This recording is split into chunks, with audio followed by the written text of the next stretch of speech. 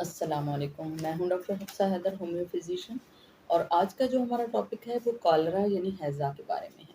आजकल हैज़ा की वबा फूट पड़ी है और हर तरफ जो है वो हैज़ा के मरीज़ ही देखने में आ रहे हैं।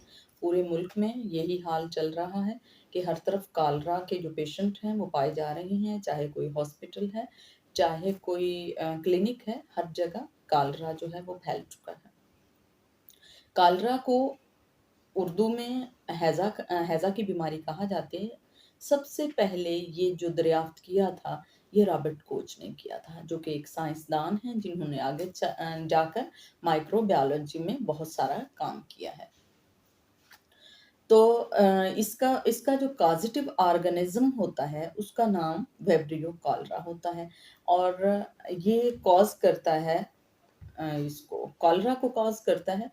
इसका सबसे की सिम्पटम अगर मैं आपको बताऊँ तो राइस लाइक वाटर जो होता है, यानी चावल के पानी की तरह पतला-सा अगर मोशन आपको आ रहा है, स्टूल पास हो रहा है, तो आप यकीनन कॉलरा की ज़द में हैं, यकीनन आपको हैज़ा हो रहा है।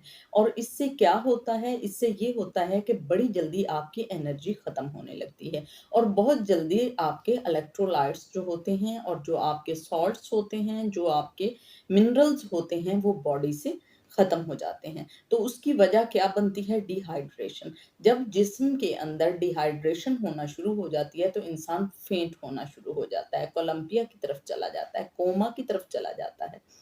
इवन दैट कि ये जो बैक्टीरियल डिजीज़ है और लार्ज इंटेस्टाइनल डिजीज़ है यानी बड़ी आँत की बीमारी है, ये डेथ कॉज़ भी कर सकती है। अगर हम इसको फ़ौरन जो है इस पे ऑक्यूपाई नहीं करते हैं या इसको सुधारते नहीं हैं, ये डॉक्टर के पास नहीं जाते, तो ये बीमारी जो है ये डेथ कॉज़ कर सकती है।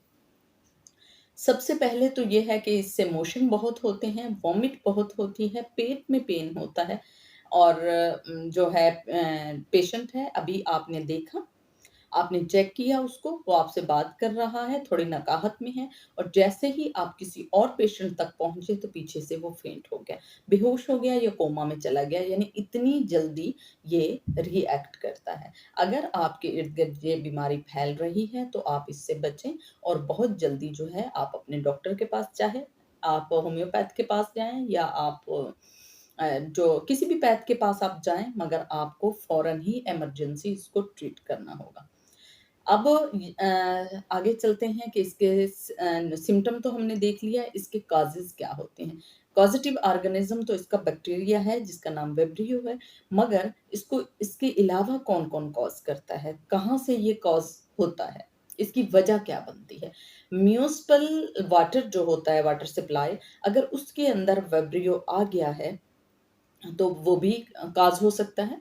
जो हम सब्जियाँ खरीदते हैं और सब्जियाँ खरीद कर हम घर लेकर आते हैं, उसके ऊपर सब्ज़ी वाला जो पानी छिड़काता है, वो पानी का छिड़काव जो होता है, अगर पानी ठीक नहीं है या इर्द-गिर्द मिट्टी उड़ रही है, तो या गंदगी है और गंदा पानी है, कंटामिनेटेड वाटर है या फूड है, अगर ऐसा है, आप ऊपर उसके पानी डालते हैं, तो तब भी इसकी काज़ हो सकता है कि बैक्टीरिया आपके अंदर चला जाए। जो ह्यूमन वेस्ट मटीरियल से सब्ज़ी उगाई जाती है या गंदे जोहड़ और तालाब के इर्द-गिर्द सब्ज़ी उगाई जाती है, जब वो सब्ज़ी हम खाते हैं, तो उसके बाद जो हमें अगर कॉलरा है, वो भी कॉज़ कर सकता है। ये सब कुछ जो होता है हमारी पुअर हाइजीन प्रैक्टिस की वजह से भी हो सकता है। पुअर हाइजीन प्रैक्टिस यानी कि हम साफ-सुथराई ना रखें, तो उसकी वजह से भी हो सकता है। हमें अपने साफ-सुथराई रखनी चाहिए, हमें नीट होना चाहिए।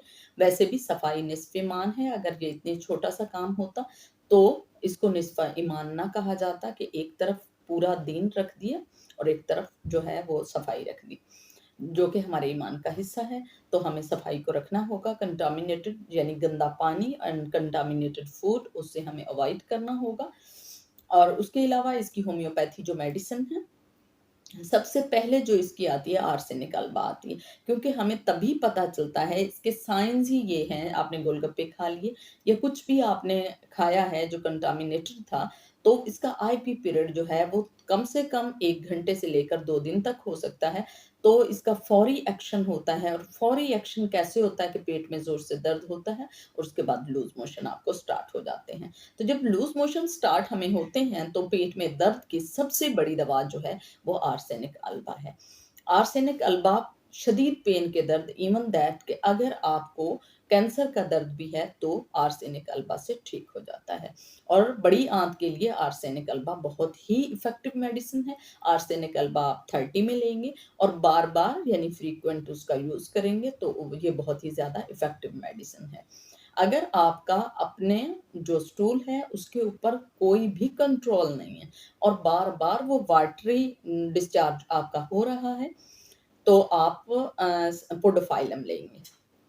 उसके अलावा एलोज़ भी बहुत ही इफ़ेक्टिव है कि अगर आपका रेक्टल जो है वो कंट्रोल में ना हो, तो वो भी बहुत ज़्यादा इफ़ेक्टिव मेडिसिन। कैम्फर भी बहुत ही इफ़ेक्टिव मेडिसिन है। कैम्फर जो है वो उन पेशेंट्स के लिए होती है जिनका इलेक्ट्रोलाइट्स बहुत ही जल्दी और ताकत बड़ी जल्दी तेज़ी से अगर रैपिडली ख़त्म हो रही है, यानी सपोज़ आप एक पेशेंट के पास गए हैं, जैसे मैंने कॉलरा के बारे में बताया कि अभी आपने उसे चेक किया और आप फर्दर कहीं और गए हैं नेक्स्ट स्टेप पर, तो आपको फ़ौरन ही पिछला जो पेशेंट है वो कोमे में दिखा। अगर इस तरह की सिचुएशन होती है कालरा में, ऐसी सिचुएशन भी हो सकती है। अगर ऐसी हो तो कालरा की हाई पोटेंसी के कैम्फर। साथ आप फ्रीक्वेंट देंगे, यानी बार-बार उसको रिपीट करेंगे इवन दैट कि वो होश में आ जाएगा, ये इसके लिए बहुत ही इफ़ेक्टिव मेडिसिन है। तो अगर आपको ये वीडियो पसंद आई हो तो प्लीज़ आप इसको लाइक कीजिएगा, शेयर कीजिएगा, सब्सक्राइब कीजिएगा। ओके, अल्लाह हाफ़िज़।